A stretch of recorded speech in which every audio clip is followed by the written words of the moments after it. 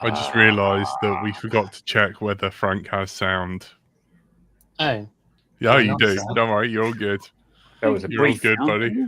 brief snatch of conversation before we went live, so I assumed that he was actually hearing us rather than those awkward things where someone's talking and nodding and you only realise after 30 seconds they can't hear a damn thing to say. Yeah.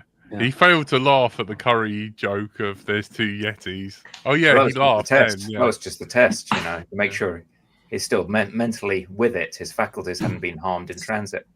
No worries. Hello, it's Thursday, and you're listening to Let's Drone Out. Tonight, we are joined by everyone's favourite curry kitten. Hello. The man with the wonderful tash, Stephen. Hello. Nice. I was preparing for the enhanced zoom. I'm not quite ready. The bull washer extraordinaire. Howdy. Fresh. Koala TV, Cole. Back from Poland. Did you get accosted by any blonde-haired, blue-eyed Polish girls in those weird dresses, or were you too busy guzzling sausage?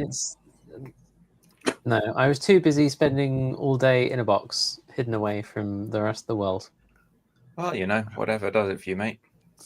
In the gimp suit in the box, he's a happy man. Yeah. And I am bright to my fly. Hello. Hello. Let's start the show. Hello. Right, I wondered if someone was going to get me back. Thank you. Enhance. So don't all rush at once. Frank, you've been doing the most exciting thing. What's been going on with you in your sex box? I assume that you mean so today I spent the day commissioning a 42S 2000p battery. That was exciting. That's a lot. Slightly hair raising. Was that a bicycle or car or what was going on there? It's a house. A house. Yeah. Interesting. When AC isn't deadly enough. Yeah. Wow. Is this an energy storage idea for solar? Yeah, this is a whole home storage. How many amp hours is that? Many. Too many. Yeah.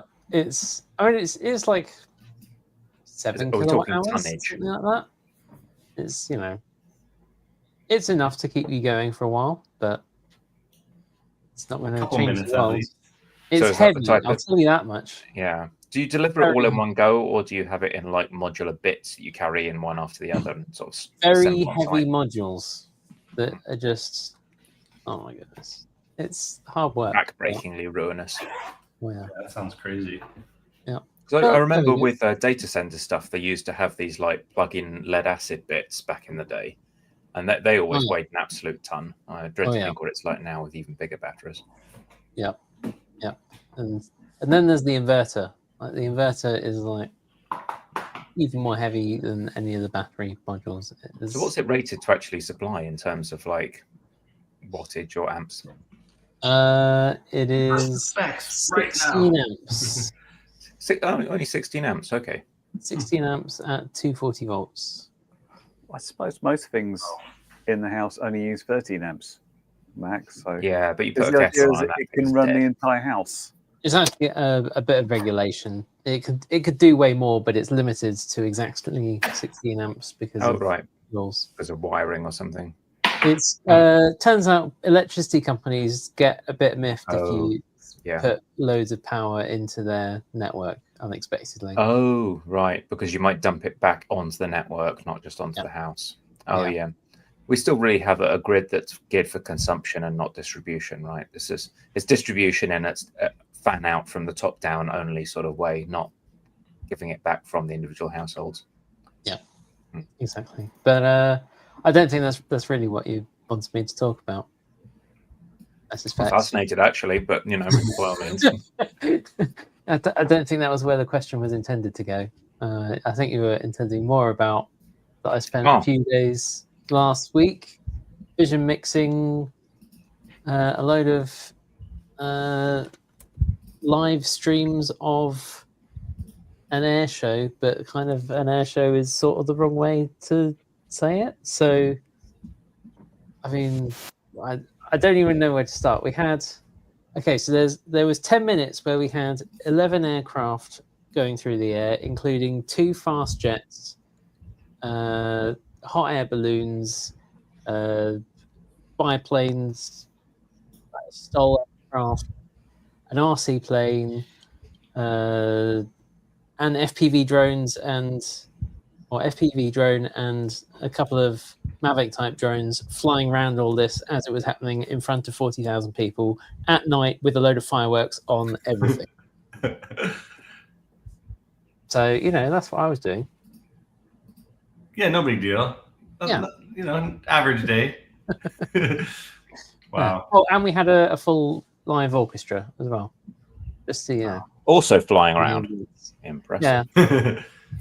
Well, I saw some of the little teaser trailer recap things, man. It looked insane. I don't know if you want to show want to see the supercut of the FPV stuff. I'll have to dig that out. I'm loving the cats wandering around behind you, Carl. It's just are they loving all the boxes and everything? Oh yes, they are. Yep. This cat's chill. She's like, oh, things to jump on? Cool. My other cat's like, what's happening? I'm going to puke on everything. Let me climb up as high as I can, and then bah. Which one is that chicken being a nightmare? Yeah. Let's see if I can show her. She's naughty chicken. Oh. Here we go. No, it's not working. Oh, that's cool. Nice. It's incredible. I think UK air shows where you need to just pull that finger out.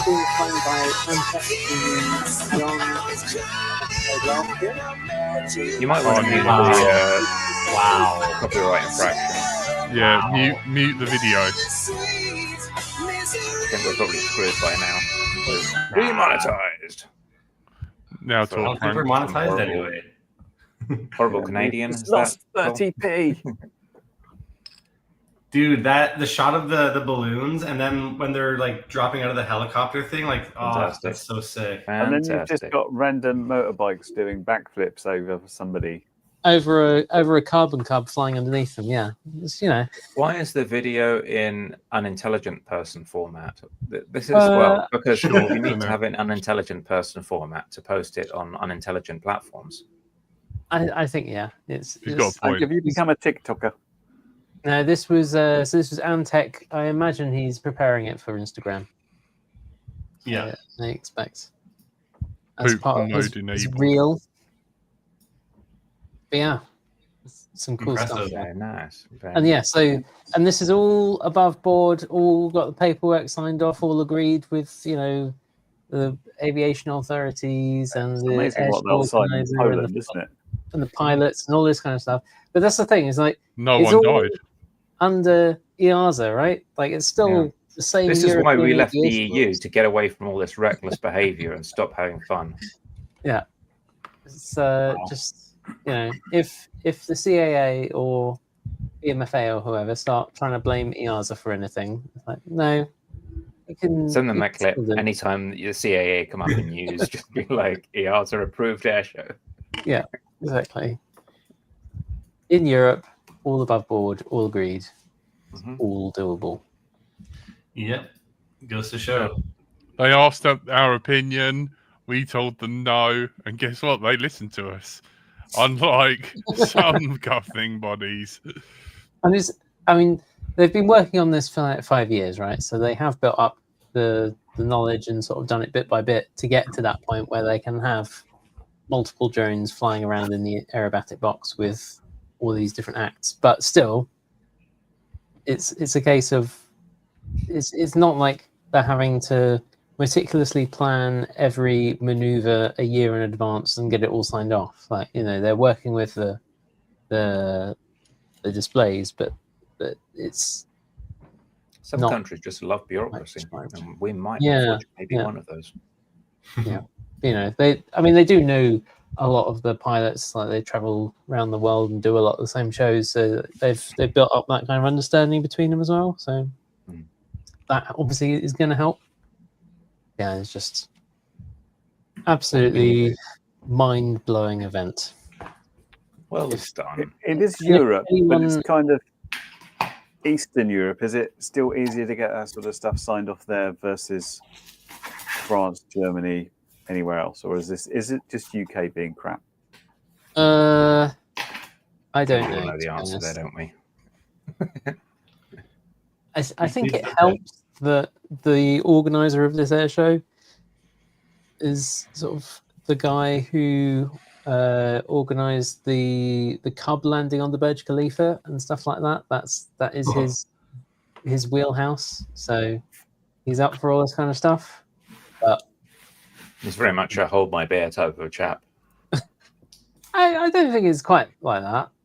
It's just there's calculated risks, but there's mitigations, and it's just not immediately going, no, this is something I haven't seen before, therefore it must be dangerous.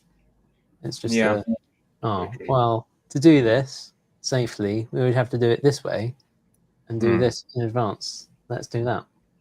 Yeah. And still like building up the confidence, solutionizing rather than just coming out with a hard no. Yeah, and saying, this is the limit this year, and we'll see how that goes, and then okay, that worked well. Like we can move forward in this direction. That's sensible, I think. Yeah, it's hard to argue with that kind of explanation. It seems appropriate to the task at hand. Yeah, proportionate. Yeah. All of these things. Yeah. Pretty cool. I've also been up to Weston Park, I think, since I last came on the show. I don't think I've been on the show since then. That was fun. You got to see our beloved boy. Yeah, went and hung around with Andy and Phil and did some head tracking, FPV, flying in formation. Experienced the joy of a working head tracker, according to Mr. RC's video. I have. This turned up a few hours before his video went out. Yeah, the XF head tracker. Because I borrowed his in the field, but I immediately ordered this, £18 from AliExpress. And done. Having spent however many months it was trying to get the Motion Sick £100 head tracker to not lose its orientation as soon as you put it on your head. That was the problem. Like if you leave it on the bench, don't touch it, it'll work forever and not have any drift. And the second you nudge it, it'll start drifting and just go weird places. And the trouble with a head tracker is, though, Andy, that a lot of the time with head trackers, what you want to do ultimately is to move them. Yes, exactly. Exactly. So I was just tearing my hair out with that head tracker because it'd be like, oh, I fixed it, and then go out to the field, put it back on, take off, and then 30 seconds later, it's all of a sudden I can only see my left wing and nothing else, which is a tricky. Did you develop a coping mechanism of counter-rotating slowly while you were flying, or? Well, yeah, you sort of end up just sort of turning round just to be able to see things again. Yeah. If I fly for half the pack, I'm going to be like 180 degrees from where I was facing when I took off. I mean, Robert at Motion Sick has said he's sent me a replacement. He thinks it's faulty hardware, but then I spent 20 minutes with the XF head tracker, and it just worked and has. So, in terms of features, what drew you to the Motion 6? Clearly, it must have had some draw to pay 5 times as much. Well, the Motion 6 one existed, people. and people were using it and said it was the one to get. Andy and John both said this is the one. This is the one. Sorry, Stephen. Frank is, and always will be, Frank. The only Andy on this show is of the RC variety. And if you're very serious, you may call Frank Andrew. No, it was a bit of a challenge just thinking about the Poland team, we had. I feel like they sort of had an alphabetical list of people to have along, because we had Antec, Alex, Adam, Andy, me, Adrian. Yeah, so there's a lot of A's in the team. Yeah, it I gets think they just confusing. carried inviting people until they ran out of passes, and they just kind of got to maybe Yeah. Charlie and then stopped. Yeah. Well, it's interesting. I just looked up Motion Sick, and it looks like they are a USA-based family business out of Irvine, California. Interesting. Oh, is it? Yeah. So he's got With extended family in Taiwan. exactly. Wow. So funny enough, I was actually in Irvine, California when I was in America, and I also potentially have extended family in Taiwan. So I need to be friends with this guy. He does some very cool stuff with the head tracking FPV, scale FPV, all that kind of thing. He is like, apart from this head tracker that I've had an issue with, but I've also got his pan tilt gimbal, also on Andy and John's recommendation, and that is very good. Although Andy reckons that the new servos that I've got or had are not as good as the original ones, but that's by the by. Yeah. With gimbals, do they ever do that as well as just kind of roll as do you get roll on the gimbals? There are some that do. I have not bothered, and I'm not aware of anyone doing fixed wing stuff that has bothered with that. Just curious. Yeah. I mean, the head Access trackers gimbal allow it, gimbals that allow would it. have that, but it's normally like you can correct it if it goes out, as opposed to tracking it. Right. I feel like more useful would be like a lean. Yeah, that's what I was thinking. If you kind of lean to one side, you naturally don't keep your head upright while you do it. So I was wondering if that was a thing. I had a specific on one of my planes. I had this pan tilt that was on, like the tilt bit was on a sort of more of a stick, so you could turn and you could look over the plane. It was quite nice to sort of look over the fuselage and see what was down there. Yeah, sounds good. Yeah, I'd quite like that. But yes, highly recommend XF Head Tracker.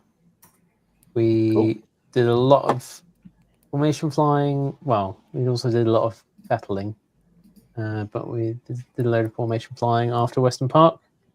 I hung around for a couple of days doing some formation flying with them. At Western Park, we hung around. So the racing this time was not run by BDRA. It was run by the BADRA. So, excuse me, what's the difference? So, BDRA is the British Drone Racing Association. I think I know the answer to this. And then there's the British. Oh, it's not BADRA. It's BADSA, because it's the British Army Drone Sports Association. We're running the drone racing at Western Park this year. So, Western Park had told the BDRA that if they wanted to do the racing there, I think they were going to charge them basically the square footage that they would charge for like a stall, like a shop. And the BDRA went, well, we make 500 quid in a good weekend, so no, politely, or not, depending on how they felt at the time. So Carl Ease, who, I mean, very lovely man. Yeah, we've flown with for like 10 years at this point. But we've crossed paths at various events. He was pushing for the army to get involved in FPV stuff 10 years ago, and he was saying he got a phone call last year saying, "Oh, we heard you might know something about FPV." He was like, "Yes." But we've seen a big dossier written about FPV and how it applies to army stuff. Do you know who wrote it? And he was like, "Yes, I wrote it." You're speaking to it. Yeah, exactly. So he's sort of been tapped on the shoulder to get some FPV stuff going in the British Army. Very nice. And so he's been working that up and setting up events and things. And then they've got this British Army Drone Sports Association generally doing sort of military sports events. So they've got, they rugby, their football, and drone racing. It's sort of as that sort of league. And then he heard that that there wasn't going to be drone racing at Western Park, and he was like, "Well, we can't have that." He said, "We'll take it on." So they took it on as a bit of a test for how they can do more sort of public engagement through drone racing. And so I heard that we're now apparently entering into some drone manufacturing agreement with Ukraine. I'm not surprised. I mean, we've definitely, or the UK government has definitely put aside some huge sum of money to build lots of FPV drones. That'll cover the first dozen. Haven't we all? Haven't we all? Yeah, exactly. Yeah. So it was very interesting hearing about kind of how he's been trying to build that up, and maybe there'll be more of these sorts of events, whether it's kind of army run but public racing. Well, it's great engagement, certainly. How do you think the army organisation compares to bodies like BDRA? How does the approach differ? So there's a lot of rules about what they're allowed to do.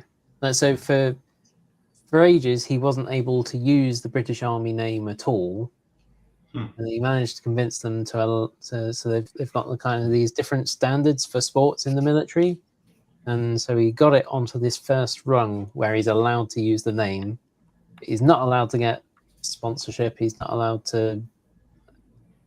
He's very limited in what he's allowed to do. So he's sort of a bit hemmed in a bit of a challenge. You have very nice shiny stickers, and that's all I ever could get out of him. And it was almost like he gave me some sort of challenge coin, where he's like, "You're not supposed to have this, but here." In terms of the racing, is it set up along the same lines, or is it very different? How does that look? Yeah, I mean the biggest thing was from my perspective, was they have some very nice gates and kits, and they have some nice marquees, and it's all netted off, and it all looks very good. But they've clearly not been used to building a track for public viewing, so they hadn't really got it set up in a way that you could actually see any of the racing from the public area. Was it all in camouflage or something? They just covered in netting. Well, no, it's the sort of gazebos that the races and race control are in were all netted off and between the public area and the track, so they were sort of blocking the view a bit awkward. That's why they were doing this as a bit of a dry run for them. Gotta learn. Yeah, exactly. But they had all the normal racing gear, seemed to be running normally. It felt, I don't know whether it's because it was sort of a mix of public and army people. I mean, there's also like Navy people there as well. And they were trying to get Air Force, but I don't know whether they're just turning their nose up at it or what. But, unless the drones get a lot larger, they're probably not going to be interested, I guess. Yeah, exactly. But yeah, it did not feel as slick as other big racing events that I have been to. It felt there was a fair old gap between each race. They were having to repeatedly call people out over the PA to be like, "Come on, it's your time to race. We're waiting for you," which I feel like was very retro. It took me back to 2015 racing. Charming. of when no one really knew what they were doing, and A loud having cheer to went obviously up when win. the first lap was completed. First Yeah. successful craft round the track. Yeah, I mean the racing was better than that.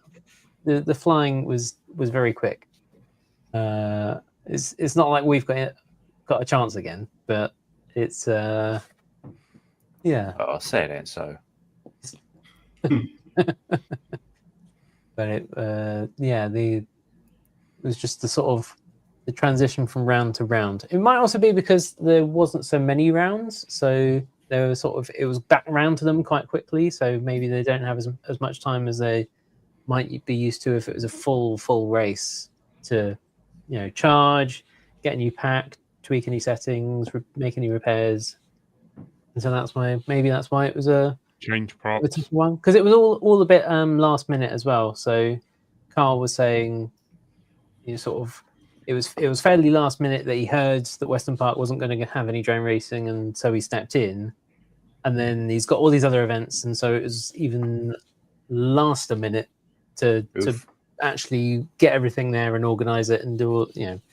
It seemed like he's got a lot on his plate, and it was all a bit last minute to actually get the event going. But yeah, I'm glad It you made happened. sure that there stayed an FPV presence at Western Park, because that is the only FPV presence at Western Park. Ooh. Yeah. Well done. Yeah. Well, hopefully it goes from strength to strength, and they can build on this, because it's be nice to have a few more organising bodies behind the action, a bit more money going into the sport Yeah. at large. Yeah, it definitely sounds like there's a potential for a bit more money to go into the sport if he continues to get this up the ranking of a few more pegs of what he's allowed to do with the British Army name on it. That'd be a great way of getting some, more nerdier individuals leaning towards that side of careers, I guess, if there is a career in building things out of electronics in the army, rather than just running around assault courses and like. Oh yeah, Carl was also saying one of his biggest challenges is convincing the generals that FPV drones aren't going to be completely automated next week. Yeah. Fire control isn't really something you should trust to a computer unless you have no regard for any sort of public image concerns. Apparently, what the generals really like is a box that you can hand a soldier with a big button on it, and the soldier just goes and puts the box in the right place and presses the button and runs away. That's what they really like, and everyone dies.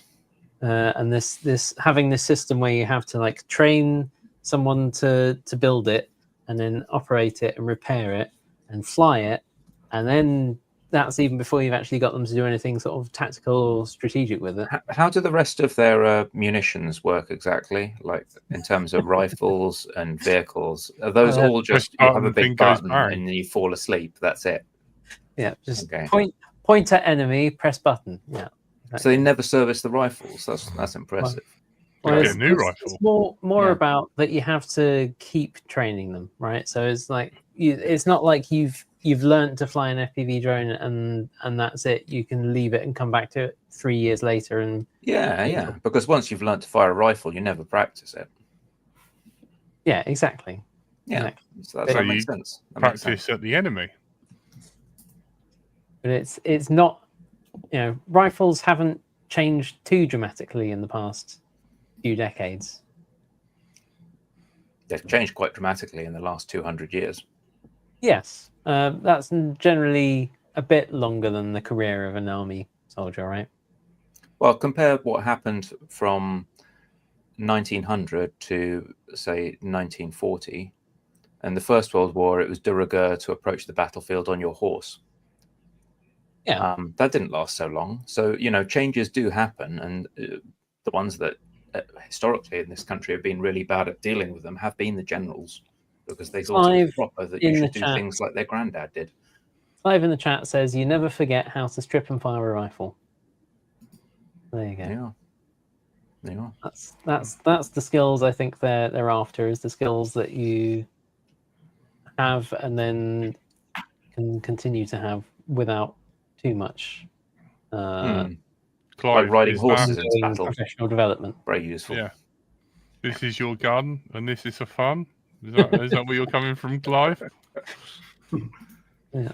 So I thought we'd get her. Speaking of mentally retarded, I mean challenged. Me and Curry were flying tricopters. Tricopter. Tricopter, yes. We had a good time. Me and Jack decided we'd meet up on the hottest day of the year in a field with zero shade, just so we could see what happened if we melted. And Jack almost passed out on the walk there, which is only a couple hundred meters. But yeah, it was quite good fun, wasn't it? We did some flying, and we did some crashing, and we did you fly this drone, I fly that drone. So Jack got to check out what OpenIPC was like. I got to check out what Kiss Ultra was like. Yeah. Oh, fanboy. And Yeah. How did you find it? I found it very nice. It's very smooth. It's very easy to fly. Jack's rates weren't crazy. It had an OSD, which I was led to believe did not exist. So it's all very positive from that. And then Jack told me how much all the bits were, and I was like, I don't know though. Yeah, like you don't have to buy it all at once. It's like, yeah. Wait, you were led to believe that there's no OSD on Kiss Ultra? No, original Kiss. On the original Kiss stuff, you had You to need buy a separate special chip for board that, or mate. something, didn't you? That's an add-on. Yeah. Legacy stuff. Yeah. Yeah. So yeah, it was very Me and nice. Curry, you've been doing this for a while. But it was like everything was like £100. So the flight controller was like 95 quid, and the ESC board was about 80, and the motors about 100, and the Apex frame was about 100, and that's without thinking about like putting a VTX and a camera on it and stuff. It was like, oof, that's a bit spicy. It'd be nice if it was cheaper. Yeah. I'm not sure it will gain mass market at that price, but it was very nice. And you said there was like no piddling about with filters or tunes and stuff. It pretty much just boom. No, you just ask Crunk nicely, and if you don't get banned from their Discord, then Doesn't exist they tell you anymore. to set it up. Yeah, that's a past. Oh Yeah. wow! So how does it happen now? Yeah. People talk to each other with you respect. plug your you plug your drone in, you go into the GUI, you press default preset, and your quad flies amazing, and that's it. So they haven't got a Discord anymore. They just banned everyone. No, they still have Discord. It was inevitable at the rate that people getting banned. Like sooner or later, it would just be Crunk. I've never been banned. I'm also wearing a T-shirt, so I know I get in trouble a lot anyway, and shouted out a lot. So, I mean, all you really need is the flight controller, because you can use BLHESEs. Yep. The real sort of like magic and nicety is the flight controller, and you can mount it on any quad that's 30 by 30. If you need 20 by 20, you can just order a mini. Yep. So, you know, it is. Maybe Maybe that's that's what what I should have. $100. Yeah. Yeah. If you already Maybe have that's an what I ESC. should have done, is lend Curry a mini, because he's too busy trying to wedge 30 by 30 in a 20 by 20 frame. I do that. It's true. Need a massive 3D print, and then it'll wobble around, but it's fine. It's fine. It's fine. Open IPC. Like you put it on, it's lovely. It's like lovely and clear. When you start flying with it, it's a little blurry and very choppy. But I think it will probably be a bit better if Curry updates it. Well, yeah, I haven't updated it for a while, and things do move quite quickly. Promising, though. I kind of share your thing about it. It does tend to be a little bit jerky, which is what I kind of think as well. Yeah. But is it like stuttery or like the image just doesn't update? Yeah, it like holds onto a frame a wee bit too long, so you kind of move around and go, "Can I have another frame, please?" Yeah, that's kind of annoying. But no artifacting like HD0. Like breakup stuff, you mean? Like Yeah, the weird like glitchiness, yeah. So, That's but the good stuff. That's like the analog days. The HD0 has the. Yeah, it's analog plus, but it is pretty clear. So you're right, Curry. Did you go far away from it? Did it keep the signal at a distance, or what's it like? I was trying to queue up some stuff, but I couldn't find this particular thing. I can share the screen. We do. Yeah, the window doesn't show up. Entire screen. Share. There it is. Yeah, this is me flying Kiss Ultra, which felt very smooth, very nice, and I appreciated the very much lack of any hint of any prop wash or anything, which is why I kept doing these split S's and go, "Oh, that's nice." Can't feel anything. Yeah. And there was wind. There was wind. It was a funny crosswind sort of thing, wasn't it? It was a Yeah. little bit on the weird side from that point of view. But yeah, I liked it. And the fact that Jack could stand on his apex frame without it breaking. Bold move. Very bold. It made me cringe and got very scared. What? What are we talking? What's happening here? What? Jack's standing on frames to make a point. He puts his feet where his mouth is. Really? Yeah. Have you never seen that? Yeah, I stand on top of my drone. Yeah, stand on it. I'm like, yeah, look, because it's just like. I mean, the alien was business. The alien was good, but I would have never have trusted that to the alien. And the alien got moving to the apex from the alien. Like the apex makes the alien seem like a bus. Oh yeah, alien is ginormous. Yeah. What? No. Yeah. Never. It's okay so long as you kind of just go straight up and down, though, isn't it? It's like when you really get into trouble is if the standoffs get pushed slightly sideways while that happens, then like all goes to shit. I don't know though, because I've got the front cage thing, so that kind of works. So what gave you the thought to do that? Like, did you see someone else stand on the apex and say, "Oh, if they can do it, I can do it"? You're like, no, I just wondered. I thought to myself, I'm a big guy. This seems really solid, and you know, I tried like flexing it and everything. I've probably got bits of like 8 frames under my bed somewhere at home. Let's give this a go. Yeah, I just thought impulse marketing ploy right there. Yeah, I just thought, I wonder if it can, you know. And when I first built it, and I did it, and it held it, and I was like, "That's crazy, man! I'd be too scared to like break my electronics on the inside. Like if it's a frame or a part, like that's fine, but like, damn, you got to be sure you've tightened all of those screws. Got to be really, or even put screws on the flight controller stack, Jack. Yeah, he did it more than once because I wasn't filming the first time, and he was like, "Did you just stand on that?" Yeah, it's like, do it again. Only Jack. I do. I'd like to hope that, you know, I build decent things and buy decent electronics. What it was I was flying a modified ZMR 250 with like fug arms, and like I bought better standoffs for it, and it was pretty good, but that it just did not take my shit beginner flying.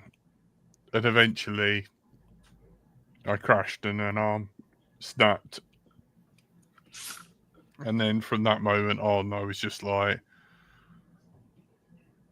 I need something decent that can put up with. I kind of got a bit sick of breaking stuff and having to constantly repair stuff. Because like with the historical quad stuff, I mean, you saw that video where me, Tony and Dan and Oscar were flying together, and I was just like, it was just crash after crash after crash of, you know, I was so behind those guys at like the flying skill. You know, that I was just like, and then once I started working at like Radio C, it was just like, I don't have any more time or patience to, you know, then have to work on my own quad. So then I was like, I need something decent. I just. Well, speaking of historical things, though, Jack. So Jack and I have been taking trips down memory lane over on the Patreon, where we do bonus podcasts, and I think how many in a row have we done now? 2 or 3, where we're on number 5. Oh wow! See what I remember. So we're on number 5, Blast from the Past, Trip Down Memory Lane. Basically, the beginning of. Well, maybe you can explain it better because you're just kind of showing me things. I'm just going along for the ride. So. No, carry on. Come on. Well, you're showing me stuff that's from at least 10 to 11 years ago, which is considered almost like the beginning point of FPV. And I'm getting caught up on it because obviously I've only been in the hobby for a couple of years now. So, if anybody wants to join us, seeing the fun beginnings, hit us up on Patreon. You can come hang out with us on our bonus pods. Yeah. I really look forward to them. I've got, I'm like, they're like so fun to do because like even when I joined, yes, I do have a Premiere. So I was flying the tricopter and Curry was chasing me with a Nevada. So I've edited it with the help of Cole. Thank you, Cole. No, you did it all yourself. Don't lie. It's Curry's footage. Thank you, Curry, for providing me something to upload that I'm not ashamed of. It's got so bad that I am now uploading footage that I did not film. And so, wait, what is this Premiere, and where do we find it, and what's it all about? So it's in roughly half an hour. So 15 minutes after the show, we can head over. The Premiere link is in the video description. So if you want to head over there or go to Bright Until I Fly on YouTube, you can tune on in.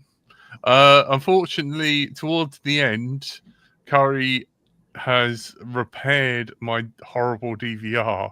We had a bit of an incident with the tricopter. We should just say, before we get to the incident with the tricopter, one of the most interesting things is because we swap radios to do things. And I said to Jack, what did the switches do? And he said, arm. I was like, don't worry about that, Mike. You won't need them. That's the only one that does anything. It's like, yeah. I said, but it's in the wrong place. That's a mode switch for me. It's on the wrong finger. It's like it's up here instead of over here. And I have every switch doing something, and Jack's got arm. You might as well just get this radio with this one switch. 2 switches for his other quad, which has RTH. It's I could not get the hang of landing with it because air mode's on as well, and I normally like turn air mode off. So I have to try and no air mode. Think about where my finger is and come down and somehow decide getting the wrong switch every time. Did you manage to figure out his idle up settings? It wasn't idle up. It was just an air mode thing, wasn't it? Oh yeah. The only reason you didn't have to figure out is because you didn't find it clearly. Because there will be a switch somewhere that like just turns it into a potato. Yes, it's on the arm switch. That's what he's saying. That's all there is. It's off, idle up, or potato mode, and then arm go, and that's it. That's and we that one all the way down, go. That one all the way up, stop. Yeah, like, stop and go. It's Yeah, Jack taught me that too. Since he's the one who got me into this hobby, I have a potato switch as well on most of my drones. Not my new drone though, which is fully done. It keeps the riffraff out, or Stephen, as I like to call it. Or just make sure that every now and then the riffraff forces you to buy another arm or 2. Yes, it's good. They are. If you open the big money. No, it's too shiny. He hasn't opened it yet, surely. Still sealed. I'm not opening it now. I'm gonna. I have some plans, but I've gotten rid of the N3s. I've gotten the refund. I've gotten these guys now, or girls, or whatever they identify as, and I think we've showed this before that my drone was ready. Well, my drone was not ready because I wonder if I can find it. Well, I didn't have my XT60 on very nice. It was like before it was. Oh, okay, hold on. Let me turn off this crap. Before, that's not the right one. Before, wait, let me see. The XT60, I had it like on a straight line like this. It was like yoinked up, and it was just like sitting way above the frame. And even now, it's still a little higher than I would want. But I've wrangled it down, did some zip ties, and now it's a little nicer. But I still haven't mated it yet. But she is ready with her ridiculous antennas all over the place. But yeah, I should have them both at the front, one on each arm. Really? It would be more aesthetically pleasing. I don't care about aesthetics on the drone. I used to care, like, oh, I want my drone to look so good. And I'm like, it doesn't matter how the drone looks. I like Curry found new Betafly ELRS. Tells you what antenna you're connected to. Oh, really? Yeah, I'd never seen that before. It's not apparently a new feature. It just like first time I've seen diversity. It'll actually. I hadn't seen it. I'm sure I've been using diversity receivers before, and suddenly I've got this dBm value with :1 or 2 after it. Oh yeah. Near my antenna. Yeah. Yeah, Crossfire doesn't tell you. It's the radio. It tells you which radio chip the signal's coming from. Yeah, does it for LQ as well? Yeah. It's a Betaflight thing apparently. But we should talk about Jack's tricopter. It's an ELRS thing. It's the telemetry that comes from the receiver itself. It gives you a telemetry value for each of the radios inside the receiver. So if it's radio receiver, you get Betaflight decided to take the data and turn it into OSD. Yeah. OSD. Obviously. Yes, Jack's tricopter is kind of like, it's a very active flying situation where it kind of does vaguely what you tell it 30% of the time, and then you spend the rest of the time shouting and like trying to wrestle it back in the direction you wanted it to go in the first place. And it was kind of interesting because we had, it's like the farmer had literally gone out for us and put in some, plowed the grass into these mounds of wrapped things for us to fly through. And when you're trying to go in between two, and the tricopter's like going this, it's like, well, I'm either going to hit one or two of them or go through the middle. I can't quite tell because it won't stay in a straight line. And I did one flight on it okay, and Jack did a flight on it okay where I chased him. And then he's like, I want to chase it. So I was like, well, you fly my quad and I'll fly your tricopter. And I went round the corner and it did this almighty waggle and then suddenly fell out of the sky. Have you got that footage, Jack, of the DVR? Because that's when I exclaimed. No, did you? Where did you send it? I thought I sent it to you on the thing. I can find it on mine if you like. It's possibly somewhere. Hang on, let me see if I can find it here. We shall find it. The Germans are making While you're finding that, I have something that I thought was interesting. I don't know if you guys will find it interesting, but check this out. Did you guys see this Speedy Bee thingamabob? Where they've got these new frame thing that's like a modular. Modular 04. You can just swap between a Cinewhoop and is that a 3-inch or a 5-inch? I've seen a similar concept before. I can't remember what BTX it was for, but it wasn't quite as nicely done in like an aluminium frame as that. But yeah, it's interesting, right? I've never owned Speedy Bee. I've never owned digital until now, but it does seem interesting if you want to be able to have a Cinewhoop and then go do some ripping. But a buddy of mine in Taiwan, actually, he designed something similar himself out of like 3D printed stuff. And he just, you don't have to have a million 04s or 03s. You just swap it out as you need. Yeah, seems like an interesting idea. It's cute, the flight test stuff. with the flight test power pods. Hmm. But for, Yeah, I vaguely remember those. All right, this is the DVR of the crash Uh-oh. flying. Whoa. Oh, that's not the bad bit. This is quite smooth here. oh, what on Wow. earth is going on there? I Me just think- called a tricopter. The tail is wagging the dog. Yeah. Tricopter in this Yeah. case. Oh. Whoa! Oh. Oh dear. What happened? What happened? Tricopters. we Tricopters think happened all over the place. it was a case of like the motor mount may have come off prematurely, and because that wasn't around the crash site. Although to be fair, I thought I had everything, and Jack's like, "Where's the motor mount?" I was like, "I didn't see it. I thought I had everything. there was nothing else there." But then Jack's point of view of it from flying quad. Have you got that, Jack? Do you want to show? No, I don't know where you sent it to me. Oh, but that was your DVR I was talking about. The horrible thing. Yeah, you were repairing it. You were colorizing it. Why would I have it? Oh, but I thought you had the shitty one that we could show how it looked before. Oh, you want the shitty one? I've got the shitty one. Hang on, I'll play the shitty version. And then I'll show what we've managed to get to.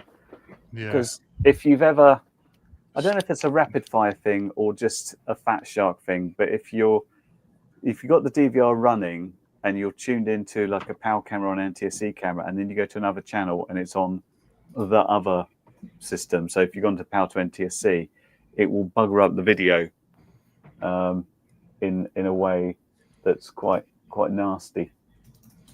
So this is my feed, but Curry's flying the tricopter. That's the tricopter, and then you move over to my quad you were flying. Yeah, and this is like, I hear it armed, but it says it's disarmed. So yeah, I move over to Curry's chat. My Curry's quad, he's got NTSC, and it looks like complete garbage. This Curry nicely picking me up. So we've got a bit of NTSC PAL formatting problems. Fun. That's so fun. Mm. Well, it is strange, Jack. You do have some of your quads cameras in PAL, and then this one seems to be an NTSC. That's Yeah. Curry's, isn't it? Oh, is it? Yeah. Yeah, that's my one. But this is what we've spent all day doing. Goggles maybe in PAL. Yeah. We've taken the footage, and I managed to edit the screens together, and then using Photoshop, we managed to use AI to colorize it back. Wow. And it's got pretty good, I think. It's good. It's no worse than an analog camera. You would never know. Weird things, like sometimes the clouds are especially dramatic and yellow and stuff, and there's a few colors moving around, but DVR footage is pretty good. Wow. So we've kind of got it back. I don't think the props are the right color, but we've basically captured the that's it on the floor. Magic. So we've captured the crash of it, and we've got something that's usable again, which is quite nice to have. This has blown me away. This is Wow. Magic stuff. It did take once we find out how to do it, about 3.5 hours of like CPU time Oh god. on a quite new MacBook Pro. The standard definition video. Yeah. I like the fact it's like Jack says, yeah, I got quite close. It's like, hang on, you were flying my quad. What are you doing? You can see There's a wobble. That's a crazy wobble. And then it's like, let's just crash to the ground instantly. Let's die. It's just zomp. It's gone. That's annoying. Ugh. But we got the footage back, which is the main thing. That's pretty cool. A little doctoring, little magic, yeah. Wow. Magic stuff. But yeah, good fun. So I will travel to Jack's next time. And hopefully it won't be quite as hot, because we almost died, to be fair. Yeah, that was horrendous. It was quite warm. Better So than being does this freezing. mean I actually have to get around to sourcing out the baby try? The what? Baby try. The Oh, the RC baby Explorer baby tricopter, yeah. Yeah. It's like I could almost have got mine going, but like my KK2, which is on with 50 bits of weird sticky pad, has come off, and I showed it to him. It's a bit of a mess. It contains like 100 earplugs, and it's just very strange. But it flies about as good as Jack's ones does, to be fair. I don't know what David Winderstill was doing and what black magic he was using to get really quite nice looking stuff from his tricopters. I think he wasn't flying as much of a twat as we are. Yeah, but it goes reasonably quick, reasonably far, and he does swishy turns. I am bribing him with I'm like, I've got a video game, you can have it, but I'm only going to give it to you in person. So we might get a David at some point. Come on, does he have any tricopter bits left he can bring over?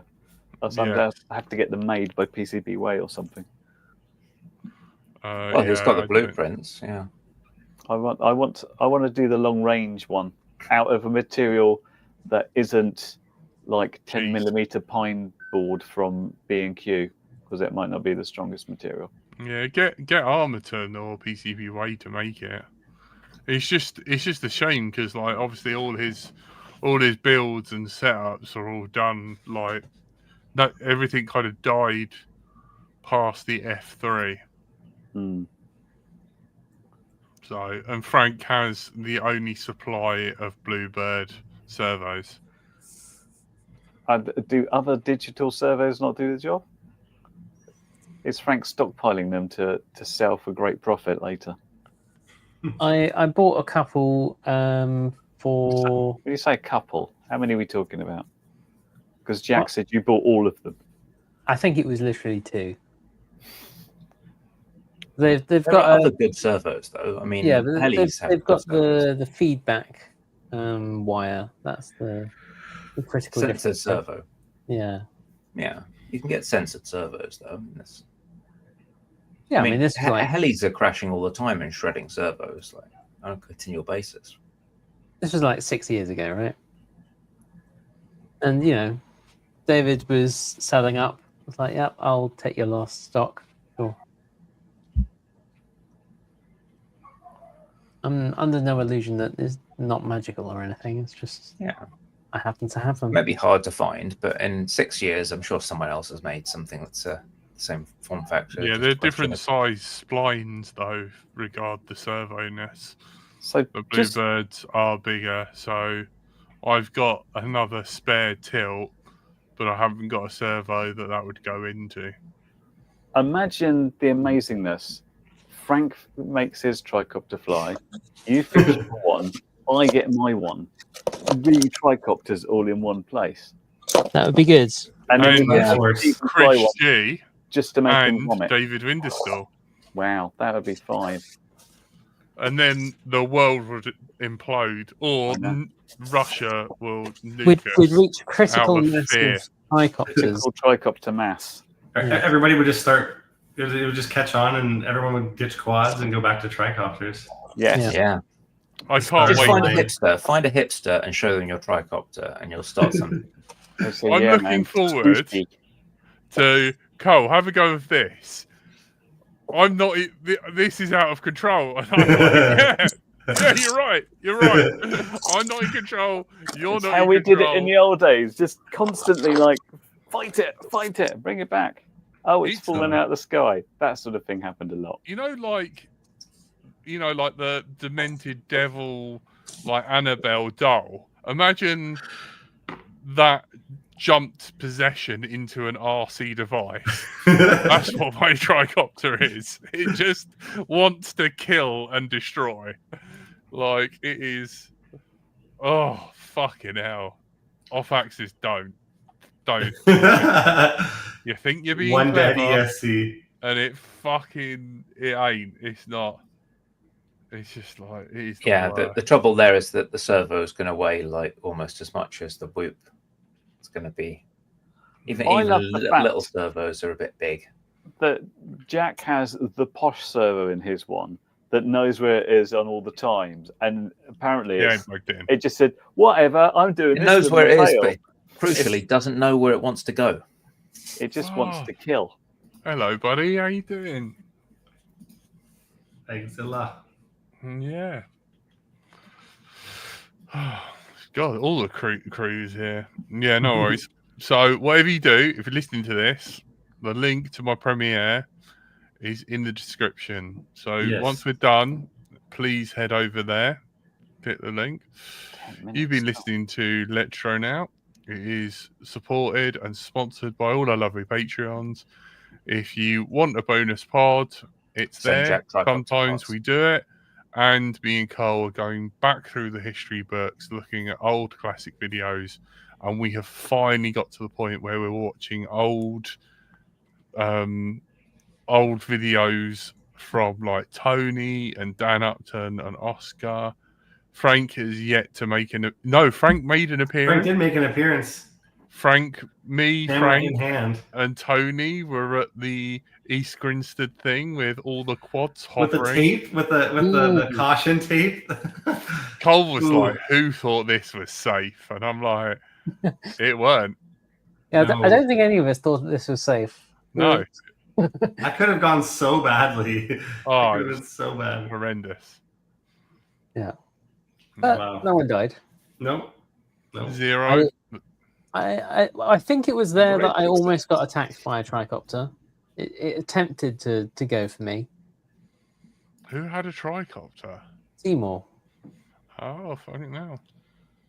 I hit myself in the face twice when I was making the tricopter. On both occasions, I managed to reverse the throttle channel, and you'd think I'd learn after the first time. Yeah, I done that once. There is a motor-sized dent in my ceiling. For anyone who's considering this, please note that flight controllers are able to proper gyroscopically stabilize these days, and we don't necessarily need to worry about servos. They can stay Stephen is correct. In 2015, where they belong. Yes. Yeah. Stephen, as now Chief Safety Officer of LDO. Chief Safety Officer. Caution, do not put a hole in your own ceiling unless you really want it there. In which case, go ahead. All right. Thank you to all our lovely Patreons. You guys rule. If you like listening to this all edited or want some bonus content, please consider joining. It really helps and makes Frank less angry at us. You've been joined by everyone's favourite curry kitten. Wait. Andrew/Frank. Bye. The man with the moustache, Safety Officer Stephen. Be safe. Don't be on fire. Koala FEV. See ya. And I've been Brighton to Life Live. Thank you and good night. See you over at the premiere. Say hello in chat so I know you're there. Bye. I'd appreciate it. Thank you and good night. Bye. Bye. Bye. Chat.